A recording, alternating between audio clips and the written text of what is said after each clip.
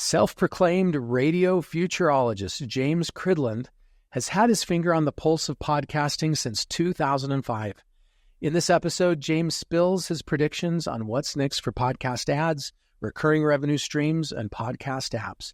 James provides rare insights into the intimate connections between podcasters and their audiences. If you want the real deal from a true podcasting pioneer on where podcasting is headed, you won't want to miss this conversation. Welcome to the Podcasting Secrets Show, where successful creators share their best stories, secrets, and strategies. I'm your host, Nathan Gwilliam. Hello, incurable creators. Today, I'm joined by James Cridland, a radio futurologist, conference speaker, writer, and consultant. He helps organize the yearly Next Radio Conference, and he also publishes podnews.net, which is a daily briefing on podcasting, probably the best daily briefing on podcasting. Highly recommend it. His newsletter has more than 30,000 active subscribers. His podcast achieved more than 42,000 downloads last month, and his website articles were viewed more than 1 million times over the past 30 days. Thank you so much for joining us today, James. It was a great pleasure. Thank you so much for asking me. So first of all, can you start off by telling us what a futurologist is? Is that really a thing? It's not really a thing. No, it's a made-up word. Somebody told me once, "Oh, you write a lot about the future of radio," which I was doing at the time, and on-demand audio and podcasting. "You should call yourself something funny like a radio futurologist." And I thought, well, that sounds nice. It's a completely made-up word, doesn't exist. But nevertheless, I was the only radio futurologist in the world until about 3 or 4 years ago, and I went and did some training for the BBC in Ghana. And one of the audience there thought that this was such a good title that he is now a radio futurologist. So there are now 2 of us, which is exciting. I love those made-up words that we make up because there's not a great word to describe what we really do. But we all know what futurologist means. It's very clear and easy to understand. So yeah, well I mean, I guess it should be futurist, but futurologist sounds more, academic, I think. Can you start off by sharing with us your podcasting journey? Well, my podcasting journey, I think, starts in the world of radio. So I was, as you can tell, I'm a Brit, and I was in radio since 1989. And I was working for a big radio station at the time in the UK called Virgin Radio. And we were looking at just trying to get the content of the radio station out onto new platforms. And I spotted this thing that had very recently been called podcasting. And Adam Curry was talking about it. Dave Weiner was talking about it. There were very, very few podcasts available. And I thought, well, maybe that's something that we can be doing as a radio station. Maybe we can be taking the breakfast show that we have, telescoping it into one short podcast and making that available. So this was January 2005 that we were working on the technology. We launched it in March with some advertising in there, which we called podvertising. Sorry about that. Oh, that's cool. I've never heard that before. Yeah, dreadful. Please, nobody use it. And so started doing it there. And that was really interesting because that was way back before Apple had put podcasting into the iPod. You would use something called Juice Podder or iPodder to download your podcasts and have a listen to it, and tremendously successful, really weirdly successful, as well. We were getting 10,000 downloads a day to the podcasts that we were doing back then, which would be nice even now. So, so that was a long, long time ago. And I've been involved in podcasting really ever since that, since getting involved back in very early 2005. Wow, if a history book was written on podcasting, it'd be an important part of that history book. Yeah, I don't know about that, but I think it was fun going to the first podcast conference in the UK, talking about what the radio station was doing. This was in June or July, I think, 2005, and it was a real us and them thing, which I was completely unaware of. But it was a real us and them thing of the independent podcasters feeling very strongly that this was their space and that large commercial broadcasters such as Virgin Radio at the time shouldn't be there. And so I was essentially shouted down. It's the only time, touch wood, that I've ever been shouted down in a keynote speech by people going, you shouldn't be here. This isn't for you. This is for us. You don't understand what you're doing. And it was quite a humbling experience. So it was very, very early on in the, in the whole world of podcasting, particularly in the UK as well. Fun stories. It's fun to go back and relive that. Oh, yeah. It was so long ago. Well, you're a futurologist. What do you predict for the future of podcasting? Well, I think podcasting now, when you look at it today, obviously we're seeing a lot of large companies very much involved in podcasting. We've seen the large amount of money that people like Spotify have been piling into podcasting and piling into the content. And that goes for large broadcasters in the US. That goes for, all kinds of different companies. And I think, that has completely changed where podcasting is. I suspect that we'll see a little bit less of that in the next couple of years. There's a very different a very difficult advertising market right now. And I think that we'll see a little bit less investment by the big boys, which is good news, I think, for the rest of us. Other people that want to be involved in the podcasting space use podcasting because, it's so powerful. The fact that there are no gatekeepers, there are no commissioners, there are no people who can tell you that you shouldn't be there. And I think, if we're going to see slightly less of the big corporates, I think that that's probably a good thing for where podcasting is going. Any other thoughts of where it's going? If we're having a hard time with monetization, how do you think that is going to be resolved in the future?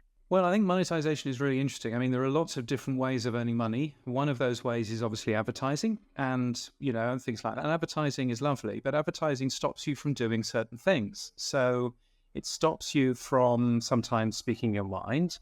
The helicopters are out busy checking that I'm saying the right sort of thing. So, advertising stops you from saying some things. It probably stops you from, one of the podcasts I do is sponsored by a big podcast hosting company. And they're actually one of the best sponsors that I've ever had because they're not very controlling. But you can imagine that many other podcast hosting companies in that particular mold would be saying, don't go saying anything negative about us. You know how much money we pay you. Don't go saying anything negative.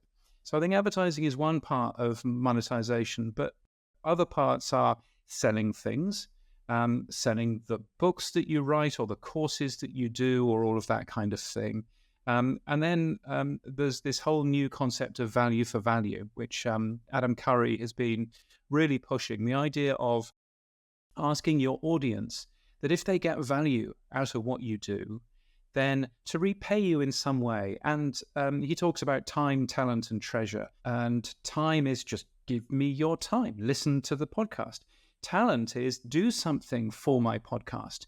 Do something like produce artwork or produce promotional material to help that podcast be heard. And of course, treasure is sending money in. And you will be surprised, I think, how many podcasts are now using a format of value for value, asking the audience, if you get value from what I do, I'd really appreciate just a couple of dollars a month or whatever you can give is super helpful. So I think we're seeing a lot of different ways. And I think in terms of where the future is going, I think we'll see less of a reliance on the advertising model, on the 30-second ads selling you mattresses and home insurance. I think we'll see much more other ways of creatively sustaining a podcast as we go through. Yeah, I agree with that. A lot more recurring revenue streams, I think, for sure, and a lot more products and services that are owned by the host, that the host is self-promoting, that are uniquely available through the host. Yeah, I think so. I think one of the mistakes that people make is that they will give tiers for their Patreon subscribers of, for $1, $5, or $10 a month. And if I want to spend $20 a month, well, where's the tier for me? So I think keeping it as open as you possibly can is always a good plan too. What is the greatest challenge, the hardest thing that you've gone through in your podcasting journey, and how'd you get through it? I think quite a lot of the challenges that I have for the Pod News podcast. So I do two different podcasts. I do the Pod News Weekly Review, which is a long form 90-minute show, which is every single week. But the Pod News Daily podcast is a little bit different. It's a daily show. that I do. There's a good reason why I do it. And the reason why is I've written the newsletter. I now need to read it out. And if you read something out loud, then you spot all of the typos and the mistakes that you've made in the articles. And I thought, after I've been doing this for about 3 or 4 months, I thought, hang on a minute, I'm reading this out. Might as well record myself reading it out and make it into a podcast. So started ending up doing that. But the reason why it's a real challenge sometimes, if I'm flying the world, if I'm going to talk at conferences, if I'm in an airport lounge after a 14-hour flight waiting for a 7-hour flight, which quite often happens because Australia is where I live right now, then you suddenly realize, okay, I have got literally an hour to go away and research another newsletter, to record a podcast. Where am I going to record a podcast? How am I going to get it to sound as good as it normally does? The podcast that I do goes on the radio as well. It needs to be a certain style. So I think actually the biggest challenge that I have is making the workflow as short and as tight as possible so that I can do that sort of thing. If I'm on the road, if I'm working for someone else, that I can still produce a consistent sounding show every single day, which is always fun to do. All right, let me restate and make sure I understand what you just said, because I think that's super valuable. I think what you're saying is develop a system, a process that makes it as easy as humanly possible in as short a period of time and with as little amount of effort as possible to create your podcast and have it still be quality, but with minimal effort, so that as you get in the midst of all the busy things going on, you still have enough time to be able to produce it. Is that right? Yeah, Nathan, I think that's absolutely right. I think it's all about workflow, and it's all about making sure that you can spend as much time as you possibly can on the creative and as little time as you possibly can on the non-creative stuff, on the button pushing stuff.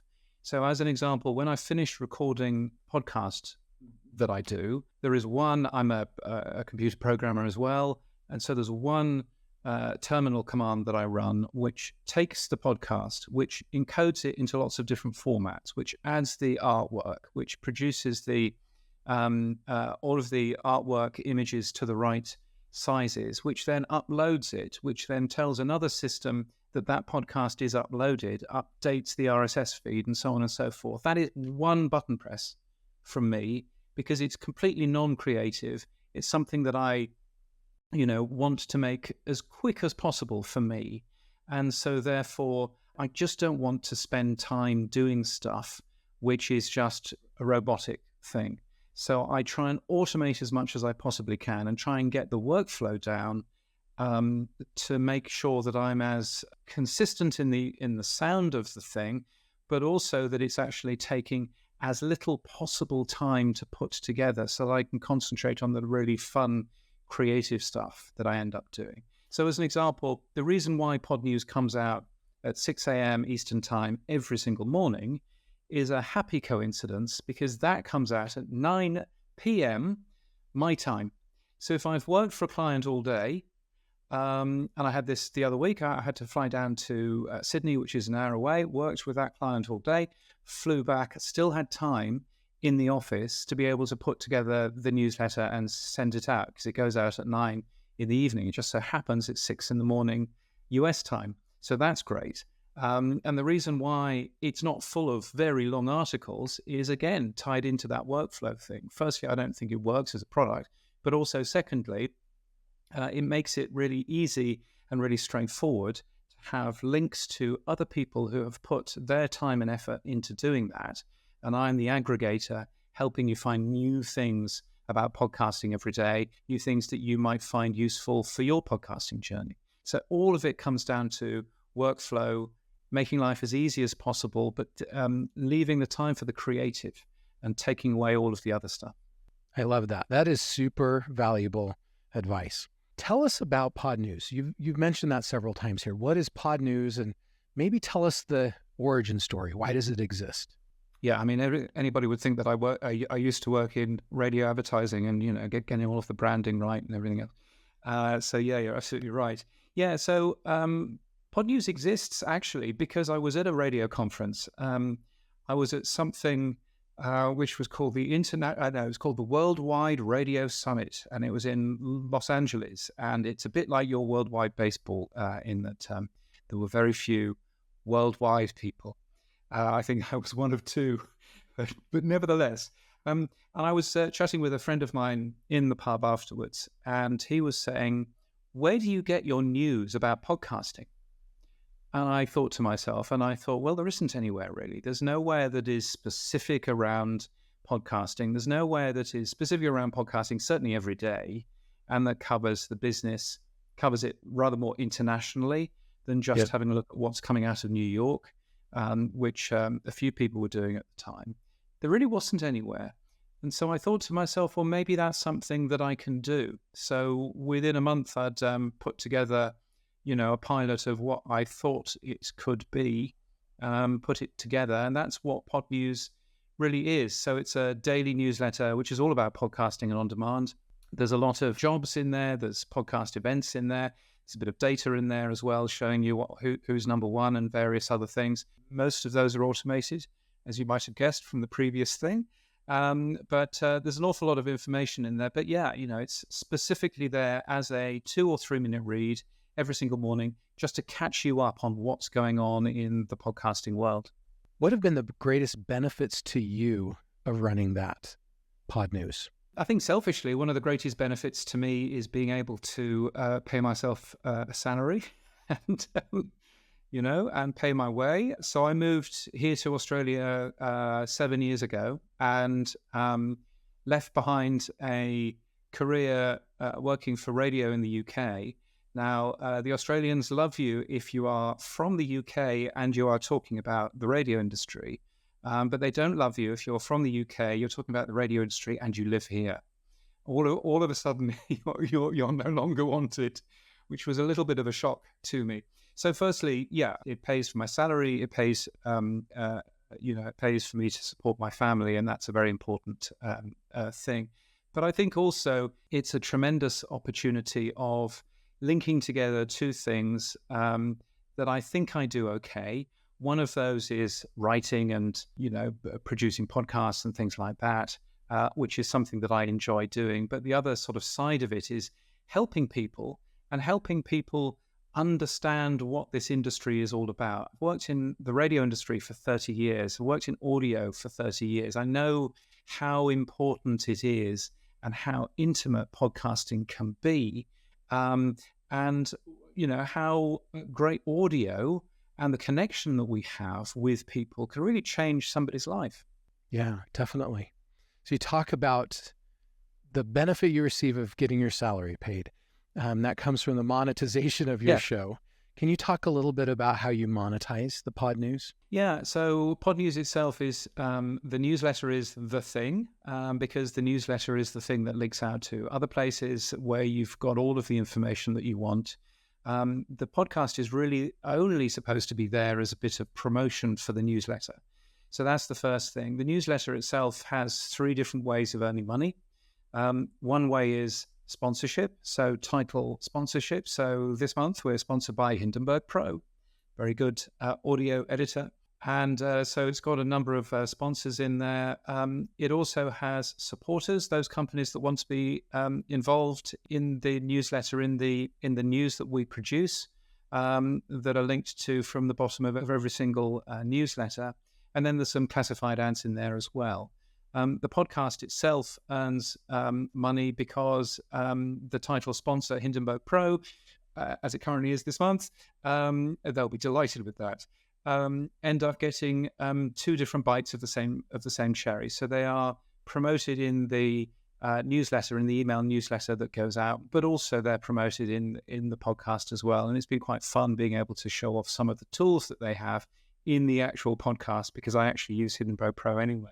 So quite a lot of it is around packages. And I think that's one of the things that I learned in the radio business is that try not to sell lots of different tiny things. Try and sell a package that includes X, Y, and Z. It includes sponsorship of the newsletter. It includes sponsorship of the website version of that newsletter. It includes stats, of course, as well, but it also includes the podcast version as well, and various other things. So offering advertisers a package, I've always found has been a really helpful thing. And to be honest, you probably still wouldn't be able to go out and sell the podcast itself.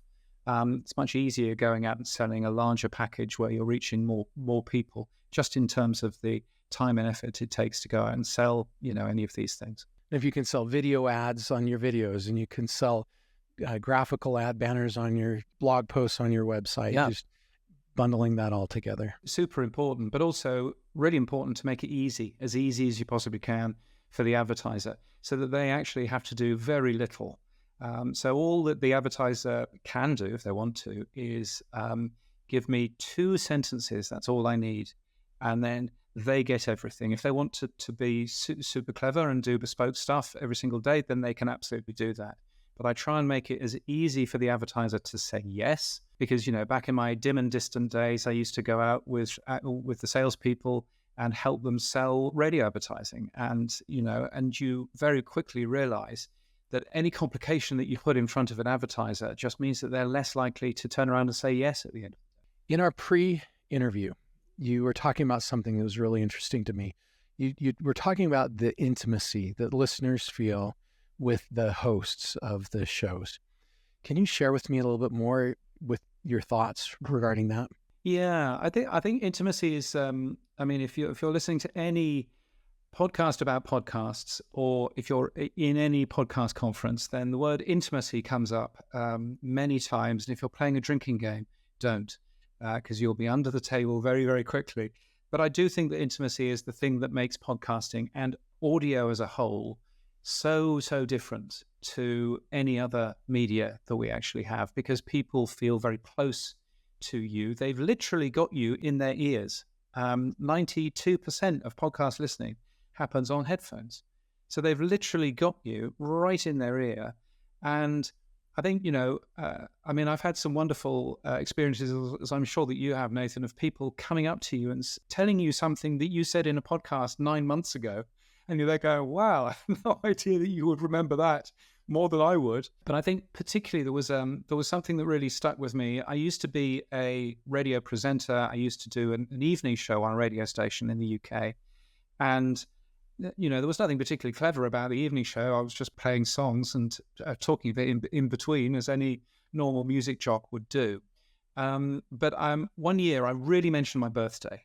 I thought, I know I can get free presents from my audience if I mention my birthday a lot. So I was mentioning my birthday in a very obvious way.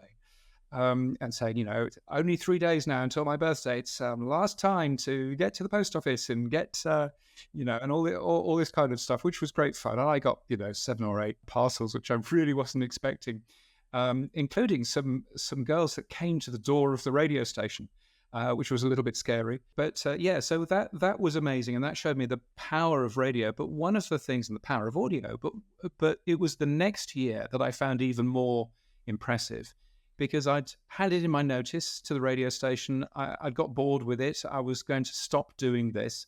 So I didn't know when I would be off the air. So I didn't mention my birthday at all that year, and just did the show as I would normally do. No mention of the birthday.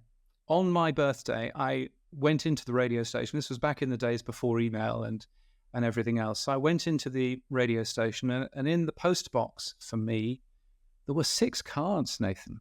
6 cards of people who had the previous year written my birthday into their diary.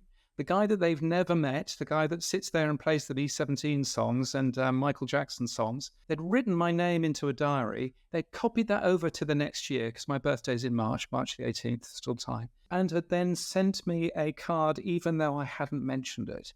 That is such a awe-inspiring thing, of knowing that you are touching people out there so much that they would remember your birthday from 12 months prior and spend money to send you, a note through the post. Incredible stuff. And podcasting is exactly the same. Podcasting in general is exactly the same relationship with your audience. So, it's an incredible gift that we all have. Yeah, there's a lot of very thoughtful people out there. And it's great to build those connections. Let's expand on that thought a little bit. One way that podcasters build connections is is through user-generated content or through user feedback.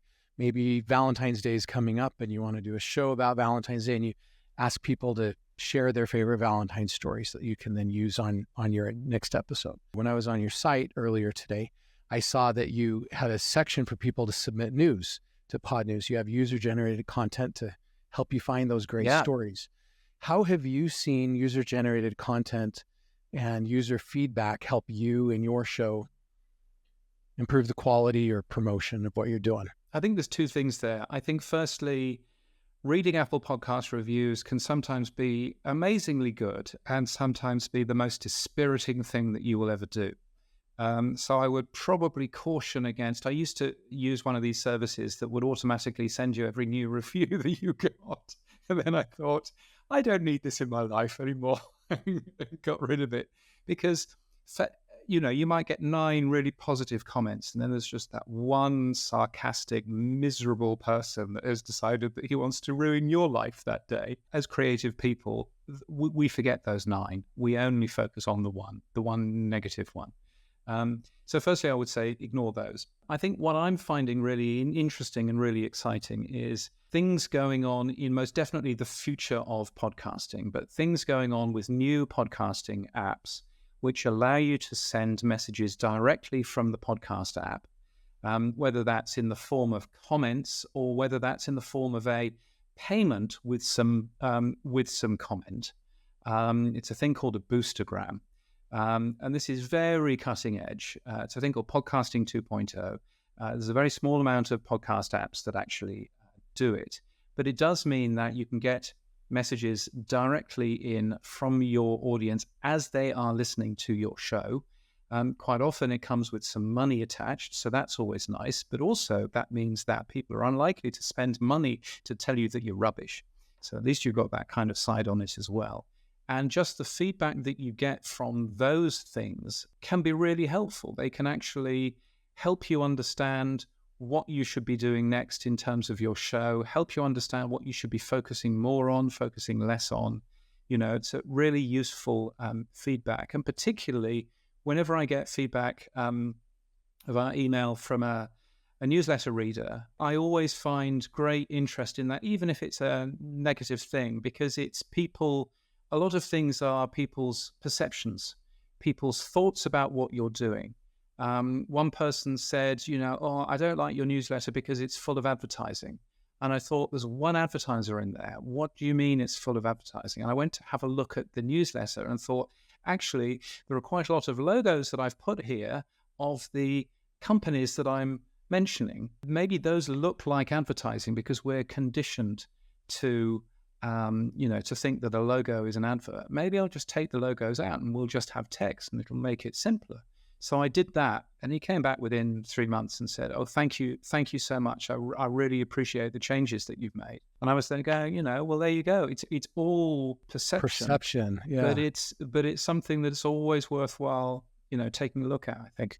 Thank you very much for being with us today, James, and thank you for the value that you've added for me and for our audience. If our audience has enjoyed it like I have, and they'd like to know more about you, your shows, your products, services, what are the best ways that they can do that? And the nice thing is, everything I do is free. Fill your boots. But podnews.net is the newsletter. You should go there. You should sign up to it. It's completely free. Podnews.net. There is a podcast version, but as I always say, the podcast is good, but the newsletter is better. So it's worthwhile getting the newsletter. There is a long-form podcast that I do every single week, which is called the Pod News Weekly Review, which you can find in all of your favorite podcast apps and in some apps that aren't your favorite as well. And if you're really interested in me and some of my history and stuff like that, then firstly, why would you be? But also, secondly, I have a personal website, which is james.cridland.net. And you can find james.cridland.net, and you can find old-fashioned blog with an RSS feed and various photographs of me speaking at conferences there, if you so wish. But podnews.net is the main place to go, so thank you.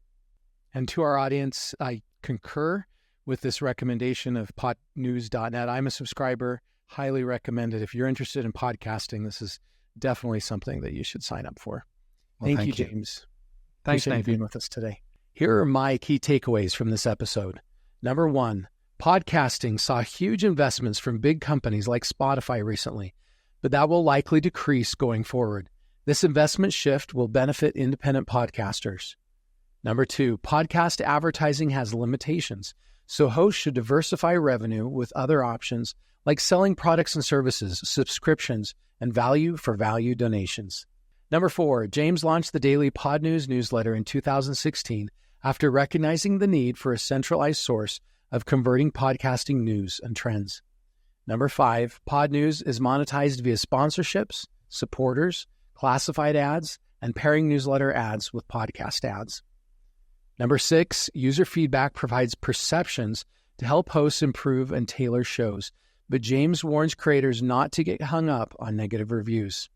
And finally, number 7, emerging audio apps allow listeners to send messages and payments directly to hosts as they listen to the episodes. If you're looking for a great all-in-one podcasting platform with more than 35 integrated modules that'll help you create, grow, and monetize your venture around a podcast, please check out PodUp at podup.com, where you can get a free trial. Thank you for joining us for this episode. I wish you success in your future podcasting endeavors.